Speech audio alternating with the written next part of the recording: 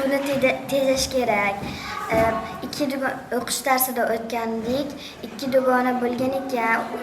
Maftuna bilan Madina darsdan qaytgandan keyin Maftunani uyiga bordi.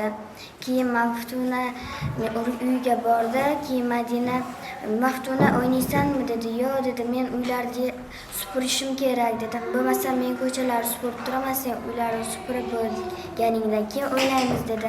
Xo'p dedi. Keyin u Maftuna supurib bo'lgandan keyin u hamma axlatlarni ariqning ichiga tashladi. Keyin Madina aytdi, "Nega suvni iflos qilyapsan? Axir suv bizga kerak" dedi.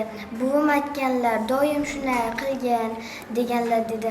Keyin unday qilmagan dedi. "Bo'lmasa men sendan xafa bo'ldim, men sen bilan endi o'ynamayman" dedi. Keyin u uzr so'radi va keyin unday qilmaslikka qaror chiqardi. Hikoyadan xulosa chiqardik.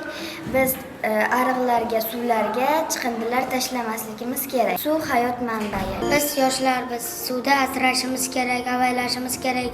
Nafaqat kattalar, kichiklar ham suvda asrab oladi. Yo suvni bahor oshirar, odam qadrini mehnat oshirar.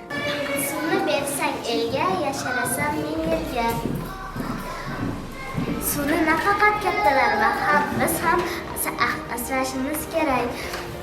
Suvni asramasak suv tugab qoladi.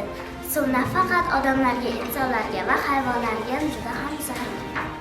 Suv zar, suvchi zargar, suv keldi, nur keldi, yer hayoti, el bilan, el hayoti suv bilan.